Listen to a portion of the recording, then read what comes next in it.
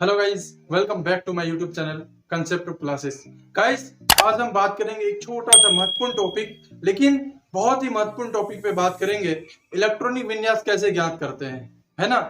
अगर आपको बिल्कुल भी कुछ नहीं आता है तो आप मेरे साथ बने रहें। आज आपके सीधे दिमाग में ठोका जाएगा जीरो से लेके हीरो लेवल तक में। मतलब आज के बाद आपको इलेक्ट्रॉनिक विन्यास करना ना आए, ऐसा हो नहीं सकता है। तो आप मेरे साथ बने रहें, चलते हैं हम आगे और क्लास को स्टार्ट करते हैं। गाइस देखिए, ये जो इलेक्ट्रॉनिक विन्यास करते हैं किसका करते हैं, किसी भी एटम का करते हैं। तो हम सबसे पहले एटम को जानते हैं, इसीलिए मैंने बोला था आपको जीरो से अभी हीरो बनाना है। क्लियर है। देखिए, परमाणु का नाभिक, न्यूक्लियस ऑफ एटम क्या होता है, आप देखते हैं हम लोग आगे। देखिए, परमाणु का केंद्र, जिसमें परमाणु का संपूर्ण द्रव्यमान केंद्रित रहता है। परमाणु का केंद्र जिसमें परमाणु का संपूर्ण द्रव्यमान केंद्रित रहता है, उसे हम लोग बोलते हैं परमाणु का क्या, नाभिक बोलते हैं। बिल्कुल, परमाणु का नाभिक बोलते हैं जहां पर इलेक्ट्रॉन और जहां पर न्यूट्रॉन और प्रोटॉन उपलब्ध रहता है। परमाणु का केंद्र या नाभिक कहलाता है। क्लियर है, मैंने बता दिया अभी। परमाणु के नाभिक में प्रोटॉन और न्यूट्रॉन उपस्थित रहता है, जिसमें से प्रोटॉन का चार्ज प्लस और न्यूट्रॉन का चार्ज कुछ नहीं होता है, उदासीन होता है। चलिए आगे देखते हैं।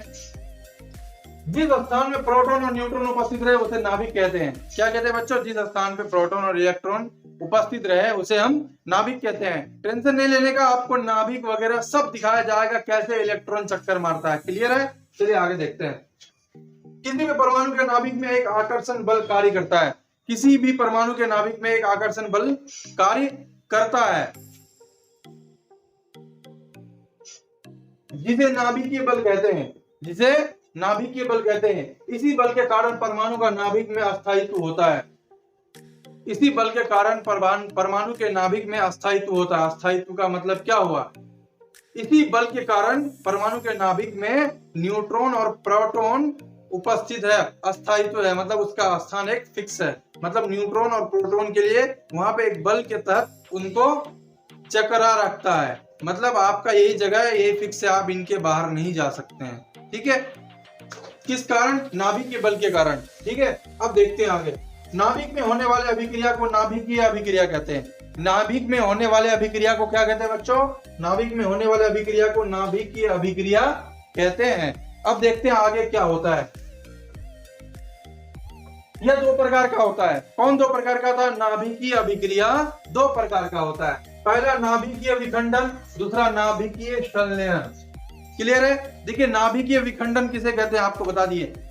याद आ रहा है हिरोशिमा नागासाकी, याद आ रहा है, वहां पे जो बम गिराया गया था वो क्या, नाभिक का विखंडन हुआ। बम जो गिरा, नाभिक का विखंडन हुआ, तभी तो विस्फोट हुआ ना। तो वही मेरा नाभिक विखंडन हो गया। ठीक है, अब देखिए नाभिकीय संलयन। नाभिकीय संलयन का मतलब हुआ, देखिए सूर्य, आप जानते हैं सूर्य, हाँ जानते हैं। तो वहां पे नाभिकीय संलयन के द्वारा सूर्य का जो है वहां पे मतलब बहुत ज्यादा हीटिंग होता है। क्लियर है। अब देखिए आगे, परमाणु का नाभिक, न्यूक्लियस ऑफ एटम। देखिए यहाँ पे परमाणु का नाभिक ऐसा ही कुछ होता है। देखिए यहाँ पे पॉजिटिव है और यहाँ पे ये अंदर में दिख रहा है आपको ये व्हाइट व्हाइट, ये क्या होगा भाई, निगेटिव हो जाएगा। क्लियर है। ये पॉजिटिव वाला क्या है, प्रोटॉन है, और ये अंदर में जो दिख रहा है आपको न्यूट्रॉन है। अब देखिए इसके चारों ओर ये दिख रहा है आपको, ये रास्ता, ये रास्ता, ये रास्ता, ये रास्ता, ये ऐसे, ये ऐसे और ये ऐसे दिख रहा है बच्चों। हाँ दिख रहा होगा। इसमें जो है ना, ये हमारा इलेक्ट्रॉन चक्कर मारता है। कौन मारता है, इलेक्ट्रॉन चक्कर मारता है। क्लियर है। अब देखिए, इलेक्ट्रॉन नाभिक के चारों ओर चक्कर लगाता है जो ऋणावेशित होता है। इलेक्ट्रॉन, ये इलेक्ट्रॉन जो है ये नाभिक के चारों ओर चक्कर मारता है, जो क्या होता है, ऋणावेशित, जिसका चार्ज क्या होता है, माइनस होता है। क्लियर है।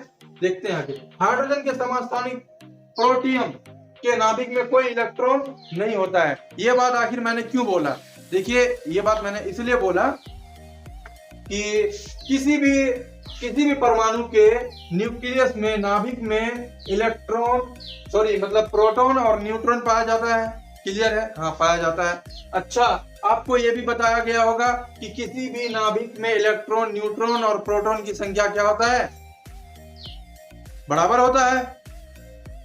किसी भी परमाणु के नाभिक में और ऑर्बिट में, मतलब किसी भी परमाणु में इलेक्ट्रॉन, प्रोटॉन, न्यूट्रॉन की संख्या क्या होती है बच्चों? इक्वल होती है। लेकिन बच्चों देखिए कुछ कुछ ऐसी चीजें हैं अपवाद, जो आपको अपवाद ही पूछा जाता है।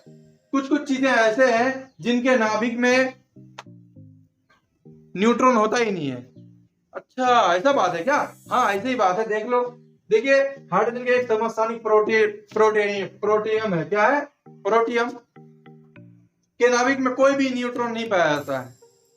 अच्छा, ऐसा है? हाँ, ऐसा ही है। अब जैसे देख लीजिए, हाइड्रोजन के 3 समस्थानिक होते हैं। कितने होते हैं? 3 होते हैं।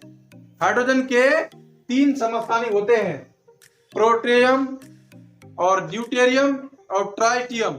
ये 3 समस्थानिक होते हैं जिनके सूत्र होते हैं 1s1, 1s2 और 1s3।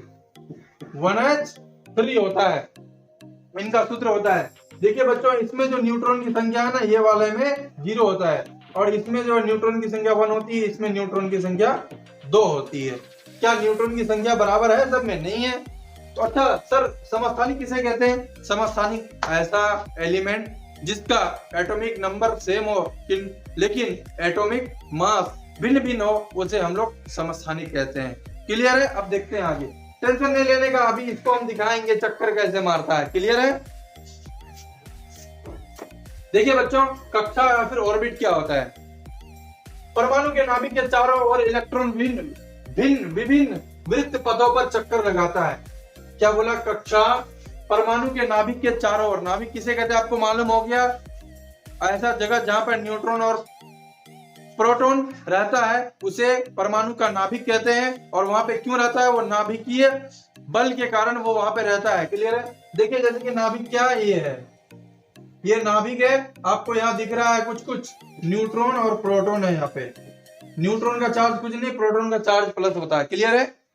देखिए यहाँ पे आपको दिख रहा है ना। हाँ, और ये क्या है भाई? ये है मेरा न्यूक्लियस, ये है नाभिक। अब देखिए ये वाला पहला कक्ष है या फिर कक्षा कहते हैं इसको। पहला कक्षा में देखिए 2 इलेक्ट्रॉन होता है, ये दूसरा कक्षा में 8 इलेक्ट्रॉन होता है। ये कैसे निकाला जाता है? चलिए आगे बात कर लेते हैं हम लोग। इन वृत्त पथों को कक्षा या फिर सेल या फिर ऊर्जा स्तर या कक्ष कहते हैं। कौन सा? ये न्यूक्लियस के चारों ओर जो वृत्तीय पथ है ना, इसे हम लोग कक्षा कहते हैं, ऑर्बिट कहते हैं, कक्ष कहते हैं। ठीक है? या फिर ऊर्जा स्तर कहते हैं, या फिर इसे सेल भी कहते हैं। क्लियर है? अब देखते हैं आगे। इन कक्षाओं को के, एल, एम, एन इत्यादि से दर्शाया जाता है। मतलब पहले कक्षा को के, दूसरा को एल, तीसरा को एम, चौथा को एन, इस तरह से दर्शाया जाता है इनको। क्लियर है? अब देखिए आगे बात करते हैं हम लोग। किसी कक्षा में इलेक्ट्रॉन की अधिकतम संख्या 2n² होती है, जहां n क्या है? कक्षा की संख्या। अच्छा, नहीं समझे सर, क्या बोले आप? देखिए सर, कहने का मतलब यह है कि आपको अगर किसी भी कक्षा में इलेक्ट्रॉन की संख्या निकालने देना, एकदम चुटकियों की खेल है, बस 1 मिनट लगेगा, आराम से निकाल दोगे 2n²। अब मैं पूछूंगा आपसे कि सर आप बताइए हमें कि दूसरे कक्षा में कितने इलेक्ट्रॉन होगा? अच्छा बोले 1 मिनट सर बता रहा हूँ। पूछा 2 गुना n बोले तो कक्षा की संख्या, तो कितना? मैंने 2 का पूछा, स्क्वायर लगा दो। 2 गुना 2 का स्क्वायर कितना? 4, 4 दूनी 8। अच्छा, दूसरा कक्षा में 8 इलेक्ट्रॉन होता है। क्लियर है? आपने समझ गया बच्चों? धैर्य बना के रखे। ये कैसे चक्कर मारता है मैं ये भी दिखाऊंगा अभी। क्लियर है? चलिए देखिए आगे बात करते हैं हम। इलेक्ट्रॉन की संख्या, कक्षा की संख्या क्या है? के में इलेक्ट्रॉन की अधिकतम संख्या क्या होती है देखते हैं हम लोग। अभी मैंने जैसे कि आपको आगे बताया, देखिए यहाँ पे के। अब पहला कक्षा में क्या होता है? पहला कक्षा है तो 2 गुना n²। अभी जैसे कि मैंने आपको बताया था 2n² होता है ना, 2n² होता है। तो 2 गुना पहला कक्षी की बात कर रहे हैं तो 1 का स्क्वायर, तो 2 गुना 1 का स्क्वायर कितना होगा? 2 गुना 1 का स्क्वायर 1 बराबर 2। अब देखिए यहाँ पे दूसरी कक्षा की बात करते हैं। 2 गुना ये 2 का स्क्वायर कितना हो गया? 4, 4 दूनी 8 हो गया ना। चलिए देखते हैं आगे। ये 2 गुना तीसरी कक्षा की बात, तो n², तो मतलब कक्षा में स्क्वायर। तीसरी कक्षा की बात हो रहा तो 3 का स्क्वायर कितना हो गया? 9, 9 दूनी 18 हो गया हमारा तीसरी कक्षा में इलेक्ट्रॉन की संख्या।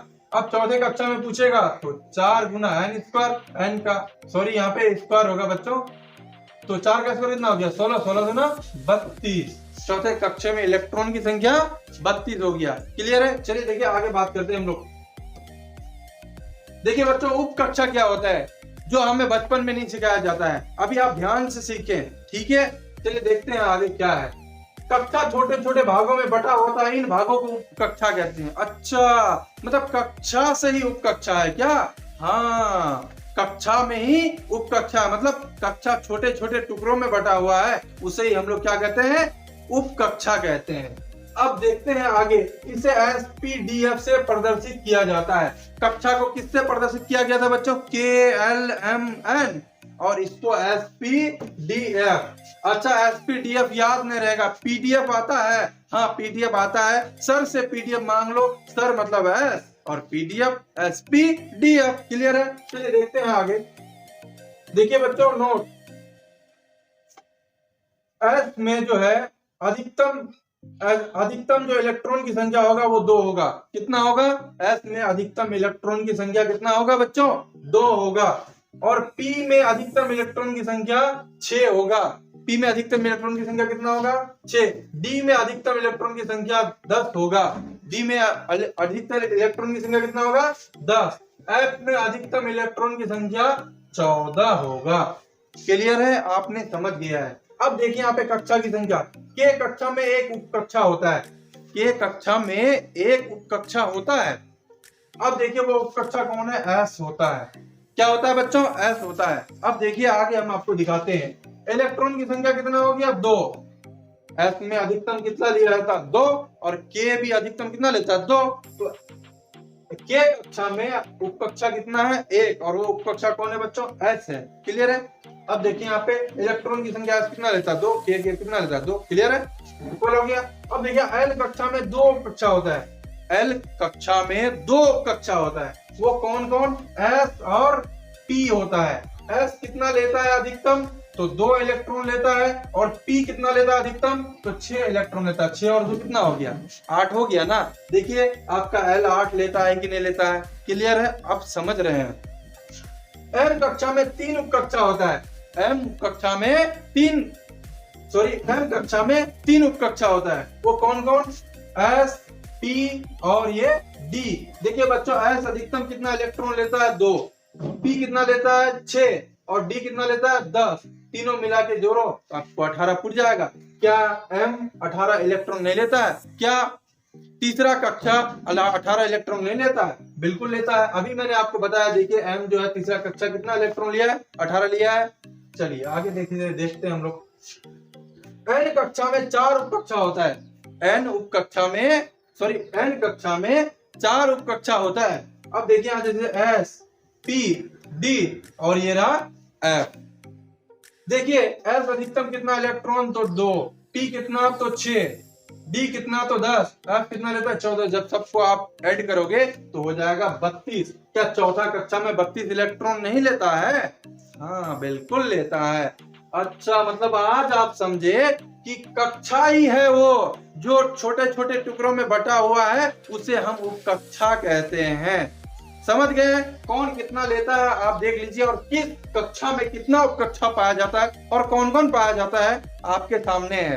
क्लियर है? आप समझ गए हैं। देखिए इलेक्ट्रॉन की अधिकतम संख्या है उपकक्षा में 2, P में उपकक्ष में 6, D उपकक्ष में 10 और F उपकक्ष में 14 होता है। आप ये बात सीख गए हैं, मैंने पहले बताया है। चलिए अब आगे बात करते हैं। देखते हैं इलेक्ट्रॉनिक विन्यास, मतलब इलेक्ट्रॉनिक कॉन्फ़िगरेशन। हमें यही बात करना था जिसके लिए मैं आपको उतनी चीजें बताई। क्लियर है? अब देखते हैं आगे। अच्छा बच्चा, एक मिनट, मैं ना आपको सबसे पहले इलेक्ट्रॉन कैसे मूव करता है मैं वो दिखा देता हूँ। क्लियर है? फिर आप यहाँ पे आएंगे हम लोग, ठीक है ना। चलिए देखते हैं कैसे इलेक्ट्रॉन मूव कर। देखिए सर, ये जो देखिए आपको ये टिमटिमा रहा है ना, ये इलेक्ट्रॉन मूव हो रहा है। कहाँ पे? कक्षा में, ऑर्बिट में, ठीक है। और आपका जो ये दिख रहा है ना, ये आपका ये दिख रहा है ना सर,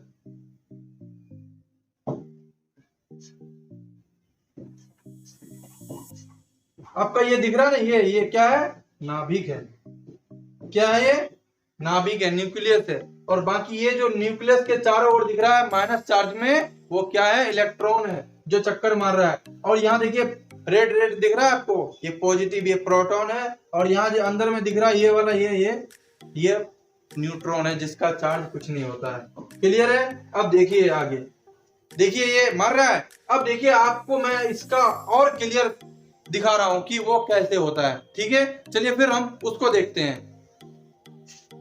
देखिए ऐसा कुछ चक्कर मारता है, ये देख रहा है, ये आपको दिख रहा है, ये मेरा नाभिक है। यहाँ पे देखिए न्यूट्रॉन और प्रोटॉन है, और बाकी ये जो है दिख रहा है, ये सब क्या है, मेरा सेल है। क्या है? ऑर्बिट है, कक्ष है, जिसमें इलेक्ट्रॉन राउंड हो रहा है, चक्कर मार रहा है। क्लियर है? आपने देख लिया। चलिए फिर हम आगे बात करते हैं और वहां पे देखते हैं कैसे होता है इलेक्ट्रॉनिक विन्यास। क्लियर है? देखिए सर, अब हम बात करेंगे इलेक्ट्रॉनिक विन्यास पे। इलेक्ट्रॉनिक विन्यास क्या होता है? देखिए सर, विभिन्न कक्षा तथा उप कक्षाओं में इलेक्ट्रॉन के वितरण को इलेक्ट्रॉनिक विन्यास कहा जाता है। ठीक है, अब देखिए बच्चा, एक बात नोट में लिखा गया जो बहुत ही इंपॉर्टेंट है। देखिए उपकक्ष जो होता है ना, वो गोलाकार होता है, स्फेरिकल होता है। ठीक है, और पी उपकक्ष जो होता है ना, वो डमरूकार होता है, मतलब डम्बेल जिसको कहते हैं। ठीक है, और डी होता है ना सर, वो डी जो है द्विडमरूकार होता है, मतलब डबल डम्बेल। ठीक है, और एफ उपकक्ष जो का जो शेप होता है ना, शेप की बात कर रहे हैं हम, उसका होता है जटिल, मतलब हार्ड होता है शेप। ठीक है सर, अब देखते हैं आगे। ऑप्टाउ के नियम के अनुसार हम करेंगे इलेक्ट्रॉनिक विन्यास को ज्ञात। सर देखिए, आपको मैं एक बात बता दूं, अभी मैंने आपको वो दिखाया था, ये नाभिक और ये कक्षा दिखाया था, जो राउंड भी मारता था वो भी दिखाया था मैंने। देखिए सर, ये जो है ना हमारा बोरबड़ी का नियम है, जिसका कक्षा निकला था KLMN। ठीक है, 2, 8, 18, 32। क्लियर है?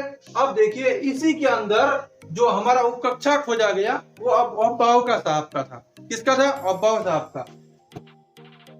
इसके अंदर क्या खोजा गया? उपकक्षा को, जो ऑप्टाउ साहब के थे। और उपकक्षा के रूप में कौन कौन? SPDF 2, 6, 10, 14।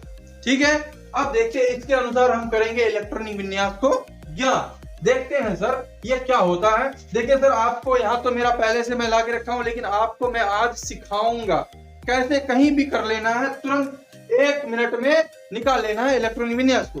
देखिए सर, सबसे पहले आप 1 लिखेंगे, लिख दिया। अब देखिए यहाँ पे 2 ठो 2 लिखेंगे, लिख दिया। अब देखिए यहाँ पे 3 ठो 3 लिखेंगे, लिख दिया। 4 ठो 4 लिखेंगे, ये भी लिख दिया आपने। देखिए अब 4 को 5 लिखेंगे सर, लिख दिए। अब देखिए यहाँ पे 6 लिखना, अब घटाते जाना है। अब 4 को 6 ले देंगे, अब 3 को 6 देंगे। ठीक है, और फिर ये 7 लिखेंगे, फिर 1 को घटा देंगे, और 8 लिखेंगे, फिर 1 को घटा देंगे। क्यों ना बचा? हाँ, अब 1 को बचा। देखिए सर, यहाँ पे पहले क्या था? S है ना, S है ना, सब में S भर दीजिए। देखिए सब में S भर दीजिए, S S S S S S S, और ये रहा S। अब देखिए सर आगे क्या है? P है तो सब में P भरिए, सब में P भरिए, P भर दिया आपने। आगे देखिए सर क्या है? आगे D है तो सब में D भर दीजिए। आगे क्या है सर? F है तो इसमें F भर दीजिए। भर दिया आपने? हाँ सर, भर दिया। अब इसका घेराई कर दीजिए, थोड़ा सा घेराबंदी, देखने में मजा आएगा और सुनने में भी मजा आएगा। इसका घेराबंदी कर दिए आप? हाँ कर दिए सर। अब देखिए आगे क्या होता है, तनी हमको कर लेने दीजिए घेराबंदी, फिर हम देखते हैं आगे क्या होता है। घेराबंदी होने वाला है, आप मेरे साथ बने रहें। चलिए, हो गया मेरा घेराबंदी कंप्लीट। अब देखिए सर, हम कैसे जानेंगे किसको पहले लेना है? देखिए सर, इधर से मारना है तीर, ठीक ना, फिर इधर से मारना है तीर, फिर इधर से मारना तीर, इसके बाद इसको भी लगेगा, फिर ये चीरते हुए बाहर। अब देखिए सर क्या होगा? अब इसको भी मारिए तीर, अब यहां से यहां आएगा, फिर इसको भी लगेगा। अब देखिए सर, इसको मारिए तीर, इसको यहाँ, इससे यहाँ, फिर ये यहाँ निकलेगा। अब देखिए सर, इसको मारिए तीर, इसको फिर यहाँ से यहाँ, और यहाँ से यहाँ, फिर यहाँ निकलेगा। अब देखिए सर, इसको मारिए तीर, यहाँ से यहाँ, और यहाँ से यहाँ, फिर यहाँ से यहाँ, और इससे फिर निकल जाएगा। अब देखिए सर, इसको मारिए तीर, यहाँ से यहाँ, यहाँ से यहाँ, और यहाँ से यहाँ, और फिर ये यहाँ से यहाँ निकल जाएगा। अब हो गया है क्लियर, मेरा इलेक्ट्रॉनिक विन्यास ज्ञात करने के लिए जुगाड़ तैयार हो गया है। तो चेक कर लीजिएगा यहाँ से 1s, देखिए 1s है, 2s भी अकेले है, 2s भी अकेले है, 2p 3s, 2p 3s। अब देखिए यहाँ पे 3p 4s, 3p 4s, 3d 4p 5s, 3d 4p 5s। उसके बाद देखते हैं 4d 5p 6s, 4d 5p 6s। अब देखिए यहाँ पे 4f 5d 6p 7s, 4f 5d 6p 7s। अब देखिए आगे वाला answer 5f 6d 7p, 5f 6d 7p और 8s और 8s। क्लियर है? आप इतना गए हैं समझ के। अब देखिए सर, जैसे कि सोडियम का परमाणु संख्या कितना, हम सोडियम का ही ज्ञात कर रहे हैं। सोडियम का परमाणु संख्या कितना है सर? सोडियम का परमाणु संख्या 11 है। देखिए आपको मालूम है एस अधिकतम इलेक्ट्रॉन की संख्या कितना खाएगा? 2। पी कितना खाएगा? 6। डी कितना खाएगा सर? 10। और एफ कितना खाएगा सर? 14। तो खिलाते जाइए सबको। 1 कितना गो? 2 गो। उसके बाद देखिए 1s के बाद यहाँ नहीं जाना, इधर से आपको फिर पीछे से आना है। 1s 2s हो गया। 2s कितना? यस क्या को खाएगा? 2 को ना खाएगा। हाँ 1s 2, 2s 2। अब चलिए आगे सर 2p में चलिए। 2p क्या को खाएगा? 6 को खाएगा। क्या को हो गया? 6 2 8 और 2 10 हो गया। और 2p के बाद क्या बचा? 3s 3s। क्या को दोगे? 2 गो नहीं, 10 गुना हो न गया है और एक क्या गुना बचा है। हाँ तो एस को एक दे दो। मतलब जितना उसका कोटा है उससे कम खिला सकते हैं, उससे ज्यादा नहीं। आप सोडियम का इलेक्ट्रॉनिक विन्यास ज्ञात कर लिए, ठीक है। अब देखते हैं हम मैग्नीशियम का करते हैं। मैग्नीशियम का इलेक्ट्रॉनिक विन्यास ज्ञात करते हैं। खिलाइए 1s2, 2s2, 2p6, 2p6 क्या हुआ सर? 6 2 8 10। और उसके बाद क्या है? 2p6 के बाद 3s। यस अधिकतम क्या को खाता? 2 को दे दिए। देखिए 12 पुर गया। सब खुश, आप भी खुश, हम भी खुश और एस भी खुश। क्लियर है? आप गए हैं समझ के। अगर इसमें भी कोई दिक्कत है तो कमेंट सेक्शन में कमेंट करिए और आपका समुचित उत्तर दिया जाएगा। और मैंने आपको अभी 2 बताया है ना, आपको मैं 1 से लेकर 30 तक, 30 से लेकर 60 तक, 60 से लेकर 90 तक मैं आपको सभी का इलेक्ट्रॉनिक विन्यास बताऊंगा। क्लियर है? अभी के लिए बाय। अगर वीडियो पसंद आई हो तो चैनल को सब्सक्राइब कर दें और बेल आइकन को प्रेस कर दें। अगर पसंद आई हो तो वीडियो को लाइक कर दें, अगर पसंद ना आई हो तो डिसलाइक कर दें। ऐसे तो मैं जाने देने वाला नहीं हूँ। चलिए फिर अभी के लिए बाय, मिलते हैं अगले वीडियो में। धन्यवाद।